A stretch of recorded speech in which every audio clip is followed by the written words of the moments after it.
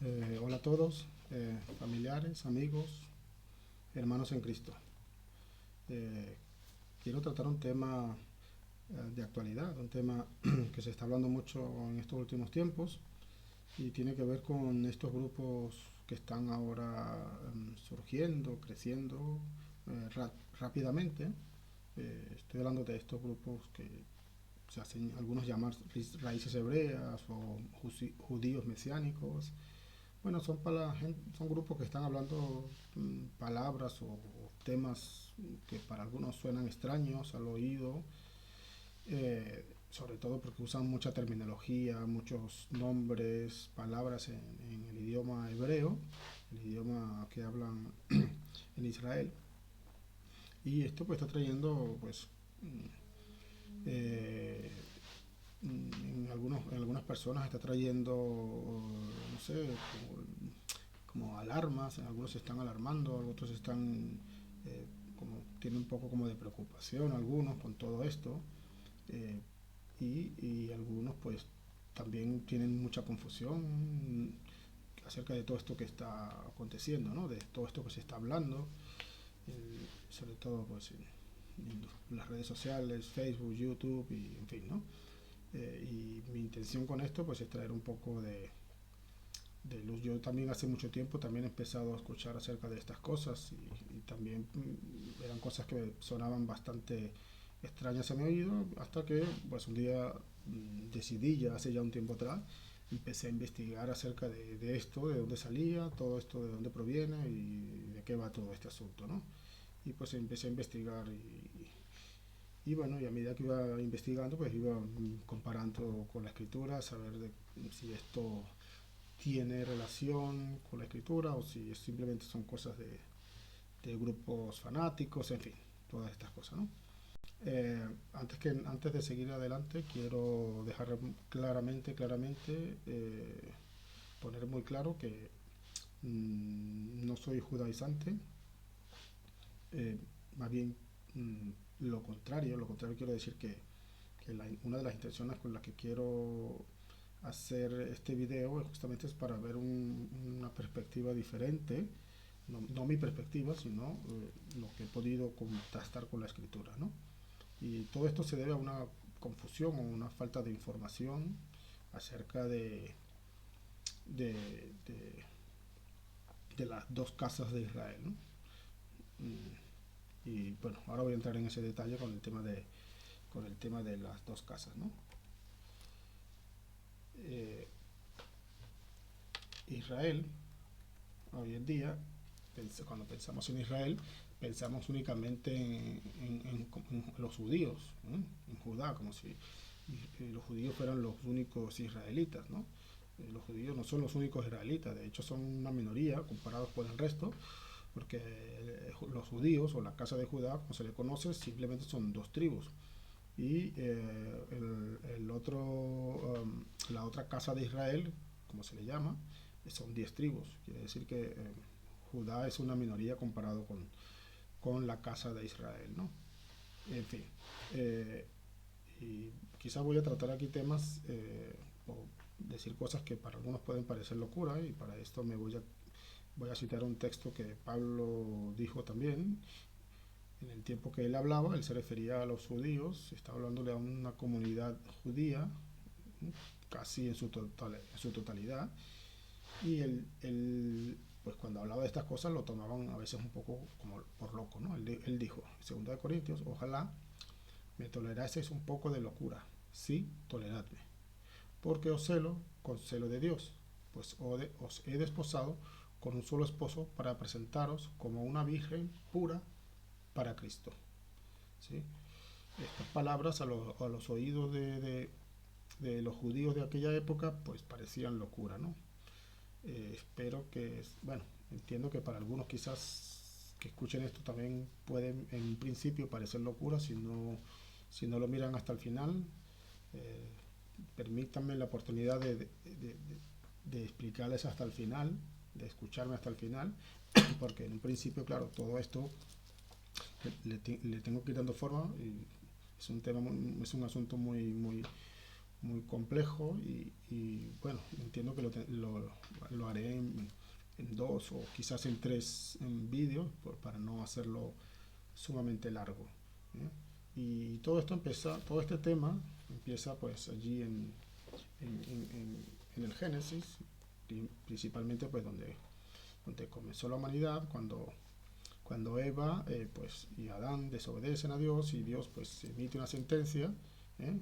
Y le dice a la serpiente también, le emite una sentencia donde le dice que de la descendencia de la mujer va a nacer alguien que aplastará la cabeza de la serpiente. Todos sabemos que esta profecía se refiere a Jesucristo, ¿eh? Que iba a provenir de la simiente de Adán y que él le iba a aplastar la cabeza a la serpiente, que fue lo que sucedió en la crucifixión, ¿no? O sea, vemos el cumplimiento de esa profecía en la crucifixión, ¿no? Pero el asunto que nos trata hoy es acerca de las dos casas de Israel, y vamos a ver, después de esto, después que sucede con esto con Eva, pues la humanidad se multiplica y llegamos hasta el patriarca Abraham, y Dios le hace una promesa o hace un pacto con Abraham, ¿sí? Y le dice Dios en Génesis 17:13,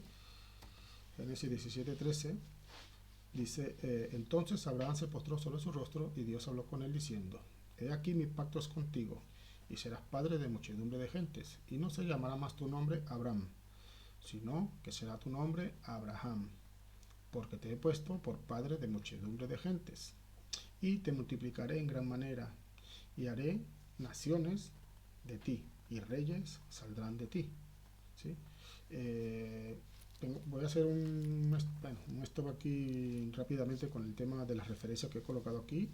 Para los que no están familiarizados con este asunto, la referencia Strong o la palabra Strong es una referencia de un diccionario bíblico Strong, donde aparecen con referencias absolutamente todas las palabras que hay en la escritura, tanto en el Antiguo como en el Nuevo Testamento. El diccionario Strong le pone un número de referencia a cada palabra para que sepamos el significado original del idioma en el que se escribió, ¿sí? Porque una de las cosas por las cuales nosotros ha venido toda esta confusión y no entendemos todo lo que está sucediendo actualmente, ha venido por aquí, porque no hemos entendido la raíz de muchas de las cosas que Dios habló a través de la escritura, ¿no? Entonces, la concordancia Strong nos ayuda para esto, para ir y ver el original de lo que se dijo. Cuando hemos escuchado muchas veces predicadores, pastores hablando, líderes, en el original dice así, bueno, el original se refiere a esto, ¿no?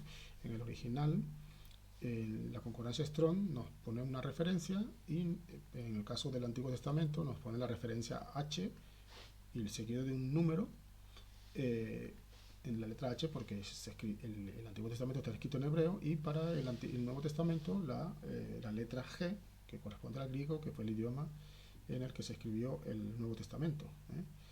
Entonces aquí cuando dice a Abraham que le cambia el nombre, porque este nombre tiene un significado, y este significado es padre de muchas naciones, mucha gente. Abraham va a ser padre de multitud de gente, de multitud de naciones, ¿no? Entonces dice que lo multiplicará. Entonces luego en Génesis 22 dice, de cierto te bendeciré y multiplicaré. Aquí he puesto la palabra esperma. No quiero que nadie se alarme con esta palabra, pero le he dicho que para poder entender bien lo que la escritura nos quiere decir, pues tenemos que entender la manera exacta en la que se dijo o se escribió lo que se escribió. Y la palabra descendencia, que es la palabra que vamos a leer cuando leamos nuestra Biblia, viene de la raíz, en el idioma hebreo, la palabra es sera, que significa simiente, generación, linaje, semilla o semen, ¿sí? O sea, todo lo que está relacionado con reproducción. O sea, la palabra descendencia tiene que ver con reproducción física, no solamente espiritual, reproducción física, biológica. Esto se aplica para las personas, los seres humanos, animales, todo lo que tiene vida. Y también para las plantas, para el reino vegetal también se aplica esta misma raíz, ¿no? Y su número de referencia pues es es el 2233 para los que lo quieran comprobar. Es tan fácil como ir a Google, colocar el número de la referencia y verá, te va a arrojar un resultado, ¿no? Concordancia Strong. Entonces lo que Dios le está diciendo aquí a Abraham es que de cierto te bendeciré y multiplicaré tu esperma, o sea, de su semilla, de la semilla de Abraham, dice que la va a multiplicar tanto como las estrellas que hay en el cielo, ¿no? Es su semilla, ¿sí? Y que y la tierra va a ser llena de la semilla de Abraham. Esa es la promesa que Dios le hace a Abraham, ¿sí? Y tu descendencia poseerá las puertas de sus enemigos, ¿eh? Los gentiles serían descendencia biológica y no espiritual, no solamente espiritual. ¿Por qué digo los gentiles? Porque ahora vamos a ver, en tu simiente, dice, serán benditas todas las naciones, todas las naciones. La palabra aquí para naciones es la palabra Eretz, que significa, la palabra Eretz en hebreo, y la referencia a la H77, que significa tierra. Tierra en cuanto a geografía, no cuanto al polvo así, no en cuanto a la materia, sino en cuanto a los países. Entonces, dice, aquí vemos una promesa que Dios le hace a Abraham también, dice que en su simiente, ¿eh? Está hablando de Jesucristo, a través de Jesucristo, que va a ser también descendiente de Abraham, van a ser benditos todas las naciones y todos los países de la tierra. Sí.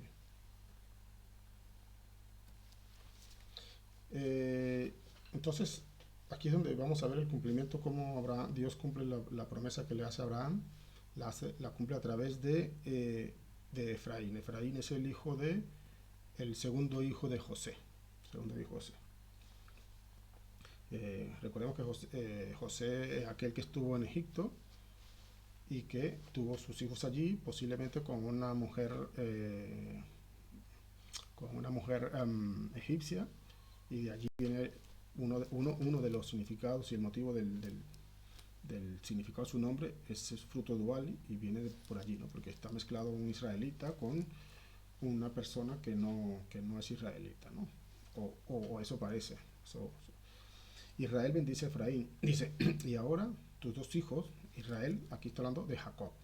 Recordemos también que Dios le cambia el nombre a Jacob y le dice que le va a llamar ahora Israel, ¿no? Entonces de ahí viene el nombre también de tanto como de la nación como de los habitantes del país. Israel viene de aquí, donde Dios le cambia el nombre al patriarca Jacob, que es el nieto de Abraham, y dice que en adelante se llamará Israel. Entonces este Israel, que ahora es Jacob, o este Jacob, que ahora es Israel, le dice a Efraín, le dice a José, perdona, le dice a José que traiga a sus dos hijos, aquellos que nacieron en la tierra de Egipto, ¿sí?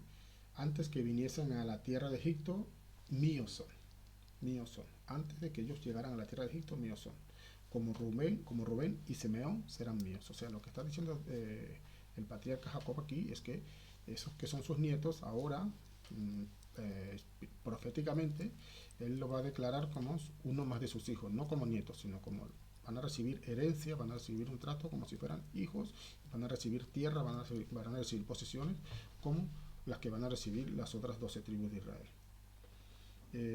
Entonces Jacob cruza las bendiciones. Dice que entonces Israel extendió sus manos, Jacob extendió sus manos, dice extendió su mano derecha y la puso sobre la cabeza de Efraín, que era el menor, y su mano izquierda sobre la cabeza de Manasés, colocando así sus manos adrede, aunque Manasés era el primogénito. Y dijo José a su padre, no así, padre mío, porque este es el primogénito, y pon tu mano derecha sobre su cabeza, sobre la cabeza del primogénito. Jacob lo que hace es que Jacob hace esto, cruza las manos, y porque ya José había puesto a sus hijos en la posición correcta para que, bueno, aquí recordemos que Jacob estaba ya muy anciano, muy mayor, prácticamente no veía nada. Entonces ya José le prepara a los hijos para bendecirlos antes de que Jacob muera, y le pone en el lugar que le corresponde a cada uno, el primogénito a la derecha y el más pequeño a la izquierda. Entonces Jacob cruza las manos, y cuando su hijo José ve que su padre está cruzando las manos, intenta quitárselas y enderezárselas, pero el padre le dice, no, dejas, yo lo sé, déjalo, así conviene, ¿no? Entonces Jacob hace una bendición a sus nietos, que ahora pasan a ser sus hijos, con las manos así cruzadas, ¿no? Y extendió su mano derecha sobre él y la puso sobre la cabeza de Efraín, que era el menor, y su mano izquierda sobre la cabeza de Manasés, colocándose sus manos adrede. ¿Mm? Aunque Manasés era el menor, aunque Manasés era el primogénito, y dijo José a su padre, no así, padre mío, porque este es el primogénito, pon tu mano derecha sobre su cabeza. Mas su padre no quiso, y dijo, lo sé, hijo mío, lo sé. También él vendrá, refiriéndose a Manasés, vendrá a ser un pueblo, ¿no? Entonces aquí esta palabra pueblo es la referencia a Strong 5971, que significa tribu. O sea, Manasés va a ser como una tribu más, pero no se le da la misma, no utiliza la misma palabra que va a utilizar para ahora para Efraín. Manasés va a ser como una tribu más de Israel, pero su hermano menor va a ser más grande que él. Dice, y será también engrandecido, pero su hermano menor será más grande que él, dice. Y su cera, dice aquí su descendencia, es lo que es la palabra que vamos a encontrar nosotros en la escritura, su descendencia, pero ya sabemos que esa palabra descendencia significa cera, o se llama cera en inglés, en hebreo, y que significa pues esperma. De su esperma, o sea, Dios es como que Dios está trasladando la bendición que hizo, es la misma bendición que le hizo al patriarca Abraham, pero ahora la está trasladando a el nieto Efraín, ¿no? Porque así Dios se lo había propuesto así de esta manera, ¿no? Y dice que de la cera, del semen, del esperma de Efraín, ¿no?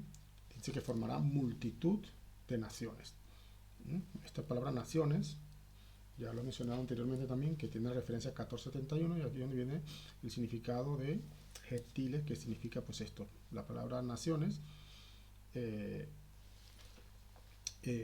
la concordancia Strong es la palabra goy o goim, que ya creo que lo hemos mencionado antes, y que significa pues esto, naciones, gentes, pueblos. Esto es lo que significa la palabra naciones, o lo que viene a ser ahora lo que nosotros conocemos como gentiles, ¿no? Que le hemos puesto el título que gentil es alguien que no es del pueblo de Israel, más sin embargo, aquí Dios le está diciendo a Efraín la misma promesa que le hizo a Abraham, remarcando, o sea, repitiendo, confirmando esa misma promesa que Dios le hizo a Abraham, que esos que iban a ser llamados gentiles iban a ser descendientes biológicos de Efraín, y como consecuencia biológicos también de Abraham, ¿sí?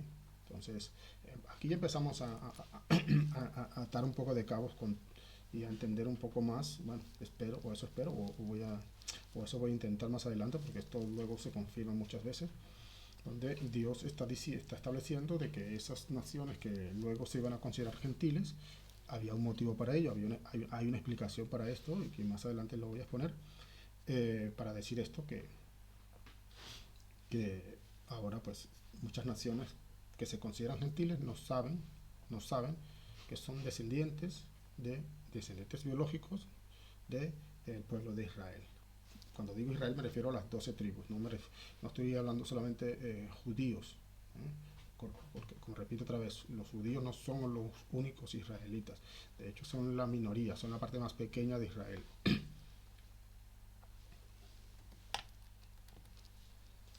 Dios cumple la promesa por medio de lo que he dicho, ¿no? La promesa de Abraham la cumple a través de Efraín, ¿sí?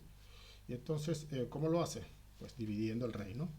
Dios divide el reino de Israel con un plan para poder cumplir esa promesa. De esta manera, dividiendo el reino, Dios cumple su promesa. Dice que en Reyes 11:9, que el Dios de Israel estaba enojado con Salomón, pues aunque él le había aparecido 2 veces y le había ordenado a Salomón, ¿no?, que no adorara a otros dioses, él nunca obedeció.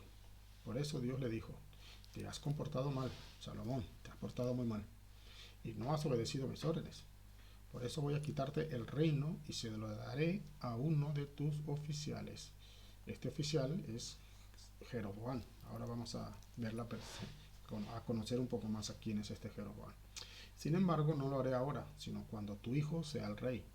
No le quitaré todo el reino, le dejaré reinar sobre una tribu. Esta tribu luego será lo que se conoce como la casa de Judá, por amor a tu padre David y a la ciudad de Jerusalén que yo he elegido. Entonces Dios le dice a Salomón que cuando él muera, por haber desobedecido, le va a quitar el reino a su hijo y lo va a dividir en dos.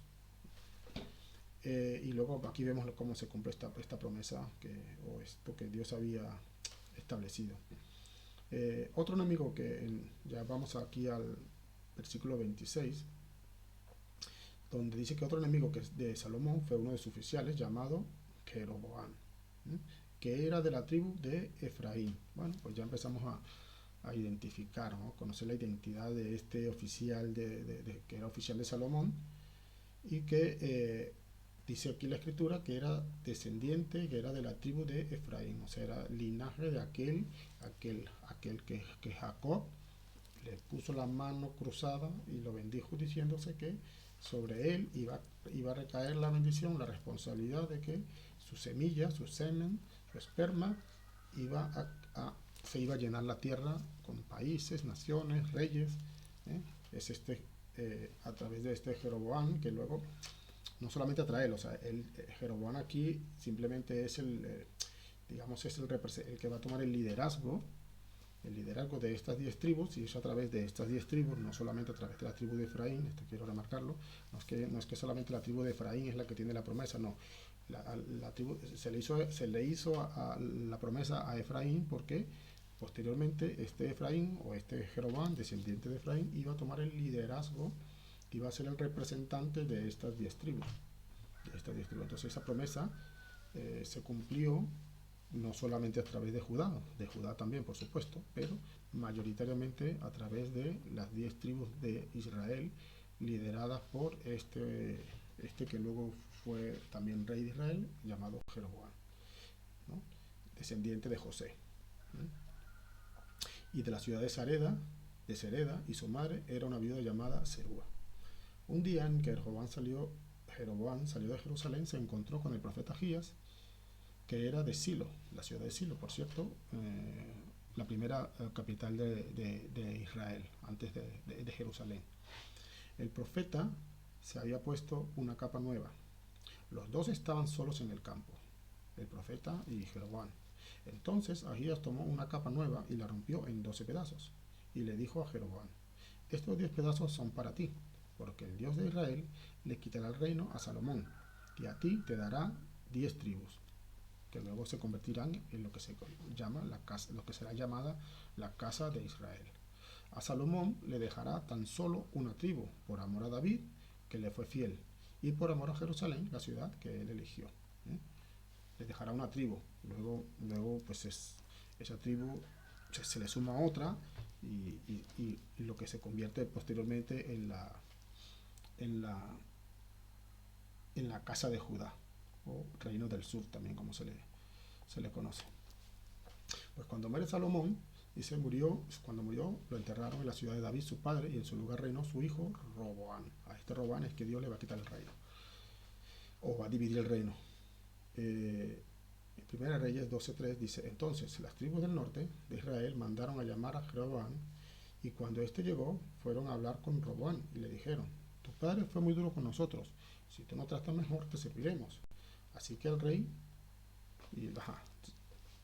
bueno, entonces las 10 tribus de estas del norte vienen hasta este rey. Cuando este rey ya es coronado, cuando su padre muere, su padre Salomón, y es coronado rey, Roboam, vienen estas 10 tribus del norte, y eligen como líder a Jeroboam. Hasta ese momento era simplemente el líder, y lo hacen como un portavoz, ¿no? Para que medie entre el pueblo y el rey, pidiéndole que baje la carga que su padre Salomón, el padre de Roboam, le había impuesto al pueblo de Israel.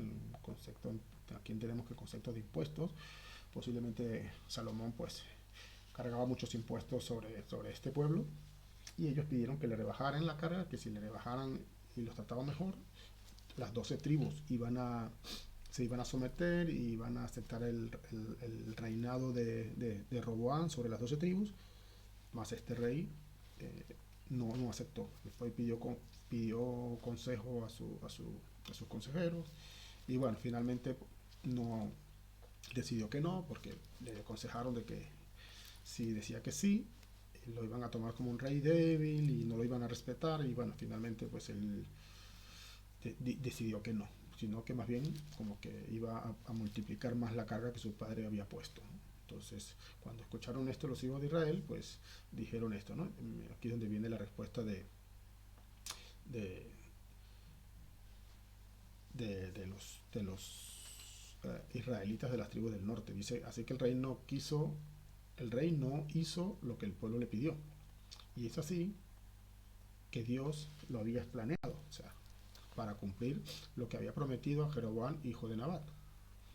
El profeta, el profeta Isaías de Silo le había dicho a Jeroboam que Dios le quitaría al hijo de Salomón 10 tribus de su reino y se las daría a él, ¿no? Entonces, cuando todos vieron que el rey no había hecho caso, le dijeron, no tenemos nada que ver con la casa de David, con David, el hijo de Isaí.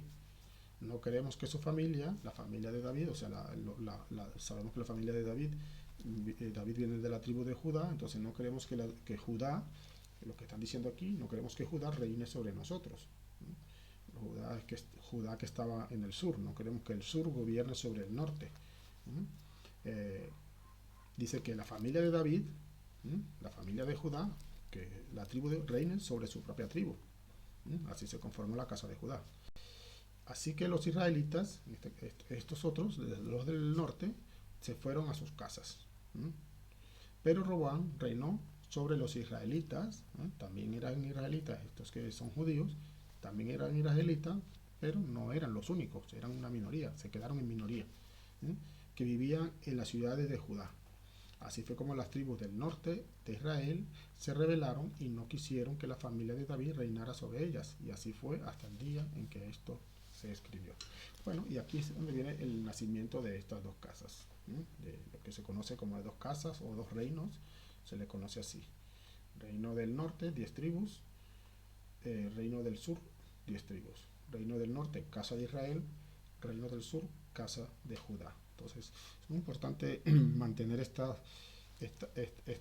separaciones, estas diferencias, porque a partir de aquí, todo lo que Dios empieza a hablar, para bien y para mal, a cada uno tenemos que saber diferenciar a quién Dios le está hablando, porque muchas de estas son cosas proféticas. Dios, Dios estableció profecías tanto para uno como para otro reino, y si nosotros mezclamos y no sabemos o no entendemos a quién Dios le estaba hablando en cada momento, cuando nosotros vemos las escrituras, entonces aquí donde vienen pues estas grandes confusiones bueno, en fin, y como consecuencia pues una mala interpretación de las escrituras.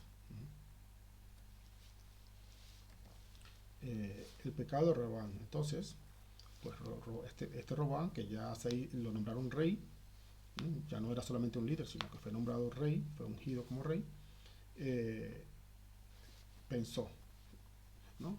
El tema es que, claro, aquí tengo que explicar que cuando este reino se divide en dos, pues la capital, que era Jerusalén, era el único sitio donde Dios había establecido, ordenado, Dios había ordenado que en Jerusalén era el único sitio, en ese templo que Salomón había construido, que estaba en Jerusalén, era el único sitio, digamos, aceptado por Dios para hacer sacrificios, todos los rituales y todas las ordenanzas que Dios había mandado por medio de Moisés, ¿no? Era en Jerusalén, y no solo eso, sino que eran los sacerdotes, solamente podían ser los sacerdotes, los que hacían esos rituales, solo podían ser los de la tribu de Judá. Perdona, los de la tribu de Leví, los levitas. ¿Sí? Solamente ellos, ningún otro más no podía ser sacerdote, y no se podía hacer sacrificio ni ritual en ninguna otra ciudad fuera de Jerusalén, ¿sí? Y fuera del templo. Entonces, cuando se divide el reino en dos, pues claro, en el reino del sur, donde estaba Judá, allí queda la ciudad de Jerusalén encerrada en una frontera, y los del que se quedaron al otro lado, en el norte, las 10 tribus, no era que no tenían acceso, ellos podían acceder allí, pero el rey, aquí vamos a ver que el rey astutamente pensó que si los dejaba ir a Jerusalén para hacer los sacrificios en el sitio donde Dios los había establecido y que lo hicieran los sacerdotes que Dios establecido, pues él pensó que esas personas que fueran allí se iban a rebelar contra él, iban a encariñarse con el rey, con el otro rey de Judá, y entonces lo iban a matar a él y él iba a perder el reinado, en fin, todo esto. Entonces él tomó una decisión que nos ha traído una consecuencia hasta el día de hoy a nosotros, a los que estamos hoy aquí, a mí que estoy hablando y a los que están escuchando y viendo este video. Eh, nos ha traído nos ha alcanzado estas consecuencias de lo que pasó, de esta decisión que tomó el rey Jeroboam, ¿sí? Y dice que entonces Jeroboam pensó que si el pueblo iba a ofrecer sacrificio al templo de Dios, que está en Jerusalén, va a encariñarse con Roboam, el rey de Judá, y luego me matarán, pensó él, ¿no? Y lo nombrarán rey a él. Entonces la familia de David volverá a reinar sobre nuestras 10 tribus, la casa de Israel. Entonces Jeroboam le preguntó a sus consejeros qué podía hacer. Y después decidió hacer dos toros de oro. Hizo fundición y hizo dos toros. Entonces les dijo al pueblo, israelitas, israelitas, eran israelitas. Entonces ya no, estos no son judíos, no son judíos, son solo israelitas, no son judíos. Importante esta diferencia. Ustedes ya han ido bastante a Jerusalén. Aquí tienen sus dioses, o sea, no hace falta más que vayan allí, ¿no? Él no quería que fueran allí porque tenía miedo de que se fueran a encariñar con el otro rey, ¿no? Aquí tienen sus dioses que los sacaron de Egipto, ¿no? Esos toros que él había hecho. Y Jeroboam puso uno de los toros en la ciudad de Betel y el otro en la ciudad de Dan. Entonces el pueblo pecó contra Dios. Pecó contra Dios, pues fue a la ciudad de Dan y adoró el pueblo, se iba a Dan y adoraban allí a este becerro, a esta fundición, a este ídolo que el rey Jeroboam había mandado a hacer, ¿no? Aquí un apunte rapidísimo muy importante. Esta ciudad de Dan, que estaba una de las ciudades que estaba más al norte de Israel, muy cerca con Asiria, ahí, justamente muy próximo también al mar de Galilea, y también hay una ciudad allí, una ciudad actual, bueno, es donde está la ciudad de Nazaret, ¿no?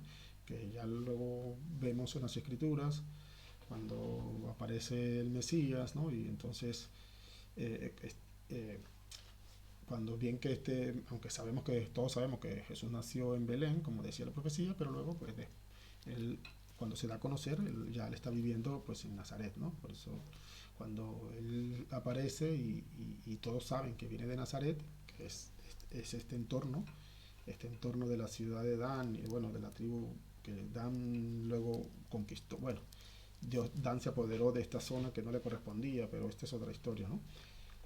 Eh, Cuando ven a Jesús que viene de allí, de esta zona, dicen, o sea, no pueden creer que este sea el Mesías. Dice, ¿acaso de Nazaret puede haber algo bueno? De hecho, dicen que ningún profeta jamás salió de esa ciudad de Nazaret. O sea, esa región del norte, que era la parte más al norte de Israel, era considerada justamente por este acontecimiento que está aquí. Por eso digo, es importante conocer todas estas cosas porque entonces esto es lo que nos va a ayudar a entender las escrituras realmente, ¿no? Cuando Jesús aparece que dice que viene de Nazaret, la gente no quería creer en él, que él era el Mesías. Y dice, pero ¿cómo va a ser? Si esta es la ciudad más pervertida, este es el sitio más pagano, más donde se han hecho cosas horribles, ¿no? Porque todos tenían en mente pues todas estas cosas que sucedieron allí en el norte de Israel, ¿no? Y bueno, simplemente ese apunte para que puedan entender uno entre tantos motivos por el cual eh, los judíos de la época de Jesús no lo aceptaron y no creyeron en él como Mesías. Entre otras tantas, esta era una de ellas, eh, motivos. Y Jeroboam también edificó, dice en el versículo 31, Jeroboam también edificó en las colinas pequeños templos y nombró como sacerdotes a hombres que no pertenecían a la tribu de Leví. O sea, no solamente, eh, no fue a Jerusalén, sino que construyó un templo, construyó templos allí en el norte donde no le era permitido, donde no le había sido ordenado, nombró sacerdotes a quien él le parecía, que no eran de la tribu de Leví, a quien se ofrecía, en fin, rompió todos los mandamientos que el Señor había establecido, él lo hizo a su manera, simplemente para preservar el reino. Además, dice en el 32, además estableció una fiesta religiosa en el día 15 del mes de Bul, parecida a la fiesta que se celebraba en Judá, en esa misma fecha. Y él mismo ofreció sacrificios a los toros de oro. O sea, aquí Jehová lo que está haciendo es prácticamente como hacer una copia, ¿no?, de todo lo que se hacía en Jerusalén, en el sur, hacerlo en el norte, ¿no? Las fiestas, los sacrificios, el templo, todo, pero a su manera y no a la manera que Dios lo había establecido. No sé si esto nos suena familiar a alguno de nosotros, ¿no? Que hacemos más o menos un poquito lo mismo esto, ¿no? Estamos haciendo las cosas según nosotros nos parece y creemos que está bien, ¿no? Creemos que está bien que así como nosotros lo vemos y si para nosotros está bien, pues para Dios también va a estar bien, ¿no? Esto creo que era un poquito el pensamiento de este total, eran israelitas, eran el pueblo santo, ¿no? Así muchas veces nosotros los cristianos también nos sentimos así, ¿no? Dice, bueno, total, somos hijos de Dios y mira, Él conoce mi corazón y bueno, Él entiende. Sí, sí, Él entiende tanto que mira lo que sucedió aquí en esta, por entender tanto, ¿no? Las consecuencias que esto tuvo. Dice que además estableció la fiesta, pues ya lo he comentado, ¿no? Dice que luego quemó incienso en el altar y nombró sacerdotes para los templos que él había construido. ¿Ves? Construyó templos, nombró sacerdotes, en fin. Y Dios envió un profeta desde Judá, ¿no? Le manda un profeta desde el reino de, digamos, desde casi sus enemigos, aunque en ese momento no lo eran así, pero eran casi ya como enemigos, ¿sí? Y le manda un profeta para advertirle, decirle, oye, esto que estás haciendo no está correcto, no estás haciendo conforme a lo que Dios ha ordenado, a los estatutos, a las ordenanzas que Dios nos dejó a través de Moisés. Pues este, este, este profeta de Judá vino hasta Betel, donde Jeroboam estaba, quemando incienso en el altar. A pesar de esto, Jeroboam no cambió su mala conducta, o sea, no escuchó la voz del profeta, sino que al contrario, dice, volvió a nombrar a sacerdotes, a hombres del pueblo, para que les sirvieran en los pequeños templos de Samaria. Samaria fue la ciudad que ellos establecieron como capital del reino del norte. En Jerusalén, en el reino del sur, se quedó Jerusalén como capital, y en el reino del norte nombraron a la ciudad de Samaria como capital del reino del norte. Dice que allí pues él nombraba sacerdotes a quien quisiera, a quien quisiera servir. Al primero que se ofrecía, yo me ofrezco, sacerdote. Y entonces, pues por este motivo, Dios abandona a Israel, la casa de Israel, la casa de Israel. Dice que Jehová amonestó entonces a Israel y a Judá. Bueno, a Judá también, porque Judá, o sea, a Judá los amonestó también, porque Judá también hacía cosas que molestaban a Dios, pero Israel pues parecía que se destacaba más en su desobediencia, ¿no?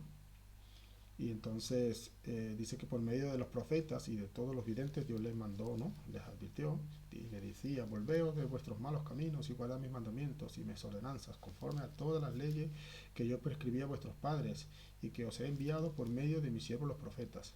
Mas ellos no obedecieron, antes endurecieron su cerviz como la cerviz de sus padres, los cuales no creyeron en Jehová su Dios. Dejaron todos los mandamientos de Jehová y se hicieron imágenes fundidas de 2 becerros y también imágenes de acera.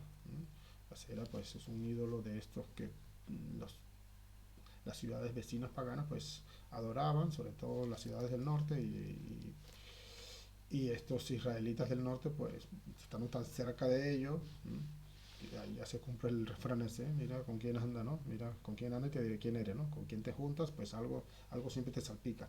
Entonces ellos al estar tan al norte ahí pegados con esto, pues allí empezaron a hacer lo mismo que hacían esas ciudades, esos países vecinos, y adoraron a todo el ejército de los cielos y sirvieron a Baal. E hicieron pasar a sus hijos y a sus hijas por fuego.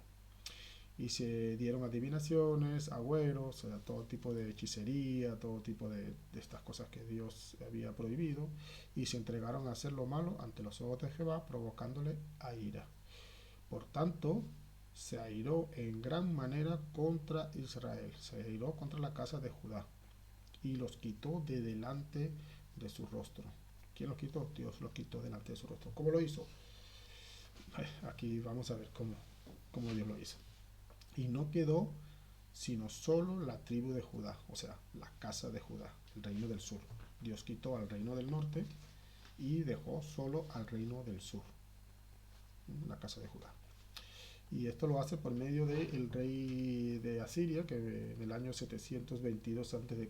aproximadamente, Dios pues permite que el rey de Asiria pues invada el reino del norte, el reino de Israel, y los lleve cautivos bueno, a los que quedaron con vida, se los lleve cautivos a su nación, a su país, ¿no? Dice que en el 22, ¿no? El pueblo de Israel no dejó de cometer los mismos pecados que Jeroboam había cometido, ¿no? O sea, no solamente que era el rey, era que todo el pueblo, o sea, aquí podemos decir, no, pero es que era el rey, no, no, era todo el pueblo, se había corrompido, y entonces Dios los abandonó, tal como había anunciado por medio de sus profetas. Dios les advirtió que si no se arrepentían, pues bueno. Y finalmente, pues dice, por eso los israelitas fueron llevados prisioneros a Asiria, y allí han estado hasta el momento en que esto se escribió. Esto significa que ellos nunca regresaron. Esos israelitas del reino del norte es lo que se conoce hoy en día como las 10 tribus perdidas de Israel, hasta el sol de hoy. Bueno, ya no tanto, ¿eh? Esas tribus ahora están empezando a aparecer. Se están empezando a aparecer porque así como Dios les prometió que los iba a quitar de delante de sí, de delante de su rostro, pues casi inmediatamente que hace esta promesa, pues Dios también promete que en un tiempo, en un día, Él otra vez los va a juntar, los va a reunir y los va a recibir otra vez, ¿eh? Eso más adelante quizás no en no en este capítulo, no en este vídeo, porque se me haría demasiado largo. Lo explicaré en el siguiente vídeo que haga de esto, ¿no? La continuación de que es uno mismo, pero lo tengo que dividir en varios capítulos para que no se haga muy pesado, ¿no? Pues eso, entonces dice en el verso 22 que el pueblo de Israel no dejó de cometer los mismos pecados que Jeroboam había cometido. Entonces el Dios abandonó a Israel tal como lo había anunciado por medio de sus siervos los profetas. Por eso los israelitas fueron llevados prisioneros a Siria, y allí han estado hasta el momento en que se escribió, hasta que esto se escribió.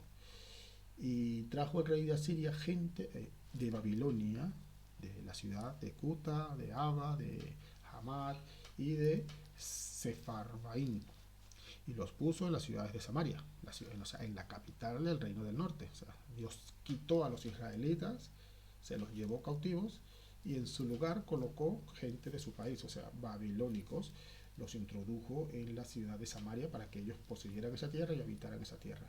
Entonces, esto es importante mencionarlo porque aquí es donde viene la famosa guerra eterna que hay entre judíos y samaritanos que vemos en los tiempos de Jesús, que se odiaban unos a otros, que no se hablaban unos con otros, en fin, ¿no? Porque los judíos en aquel tiempo que conocen la historia, conocen los antecedentes, saben que estos samaritanos que ocuparon esa tierra definitivamente no eran judíos. No eran judíos. Bueno, la mayoría, la mayoría no, o sea, la mayoría no eran judíos, salvo unos pocos que el mismo rey de Asiria tuvo que enviar a, a Samaria para enseñarle las costumbres de los israelitas por medio de una maldición que Dios había puesto a estos babilónicos que ocuparon esa tierra, y venían las serpientes y los mordían y morían por picadura de serpientes. Entonces entendieron que era un castigo de Dios, y el rey de Asiria pues decide pues allí mandar otra vez algunos israelitas a Samaria para que le enseñen a estos babilónicos que luego fueron samaritanos las costumbres de los israelitas, de cómo hacer adoración, o sea, cómo adorar al Dios de Israel y todas estas cosas para que Dios quitara esa maldición o esa plaga que había, esa plaga de serpientes que Dios había enviado. Entonces sí, efectivamente estos samaritanos empezaron a hacer, ¿no? A hacerse casi como israelitas, pero externamente, solo de externo, solo en forma, en rituales, en la apariencia, pero su corazón era babilónico, su corazón era pagano. Entonces, ese es el motivo del odio que hay entre judíos y samaritanos, porque aunque ellos actúan y parecieran externamente judíos, los judíos verdaderamente saben que no lo son, saben que son paganos, tienen un corazón pagano. En fin, esto era importante mencionarlo porque aquí podemos entender la conversación de Jesús allí en Samaria, que se sienta con aquella samaritana y en fin todo esto, ¿no? Pues definitivamente pues en aquellos momentos, en aquella época ya cuando Jesús estaba, ya muchos de esos israelitas que habían sido expulsados de su tierra, algunos pues ya habían regresado, pero por el paso del tiempo ellos perdieron su identidad y ya no sabían ni siquiera que eran israelitas, sino que ya se consideraban pues cada uno en el país donde estaba se consideraba de esa nación, pues los que vivían en Samaria se consideran samaritanos, los que vivían en Grecia se consideraban griegos, los que vivían en Egipto se consideran egipcios, entonces ellos perdieron totalmente su identidad, los israelitas, ¿eh? Entonces, aquí sucede lo contrario que con los babilónicos, que he dicho anteriormente, que ellos eran judíos externamente, por fuera, pero su corazón o su interior eran paganos. Y con los israelitas pasó totalmente lo contrario. Ellos, su apariencia física exterior, ellos adoptaron todas las costumbres paganas, o sea, todas las costumbres de los países donde ellos eran externamente eh, gentiles, vamos a decirlo, eran externamente egipcios, externamente griegos, externamente samaritanos, pero tenían, sin ellos saber lo mismo, tenían un corazón, cuando digo un corazón me refiero a una raíz israelita, una raíz santa por medio de esa promesa que Dios estableció a Abraham. ¿Sí? Bueno, voy a pausarlo aquí, voy a dejarlo aquí este primer vídeo para no hacerlo tan extenso, pero sí quiero recomendarles que para poder entender todo esto y llegar al tema central de lo que, bueno, para tratar de descubrir y entender el tema central que estamos tratando acerca de estos movimientos que están creciendo grandemente, pues está todo aquí. Todo esto tiene que ver con esto. Y más adelante, que ya vamos a entrar ya en materia más profunda y más que casi de locura, como decía Pablo, es que se empieza a ver todo esto de una manera más amplia, desde un panorama más amplio, ya no desde esa superficie, ¿eh?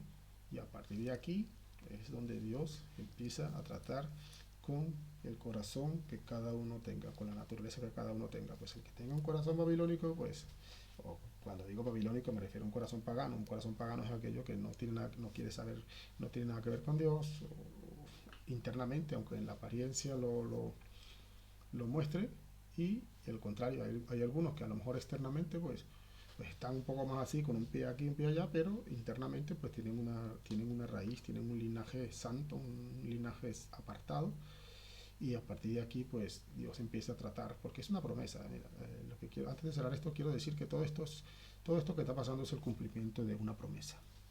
Todo lo que está sucediendo ahora mismo es el cumplimiento eh, de esa promesa que Dios le hizo a Abraham. Todo lo que estamos escuchando, viendo, algunas cosas así como locura, como desorden, todo esto tiene un cumplimiento, todo está profetizado, no está sucediendo, Dios no ha perdido el control, quiero decirles. Nosotros nos podemos desesperar un poco, preocupar, pero Dios tiene, Dios tiene el control de todo esto, así que Dios les animo y les quiero pedir que no se pierdan la siguiente parte para que podamos llegar a atar todos los cabos de todo esto que está aquí puesto, ¿sí? Así que el Señor les bendiga y nos vemos en el próximo vídeo, ¿sí?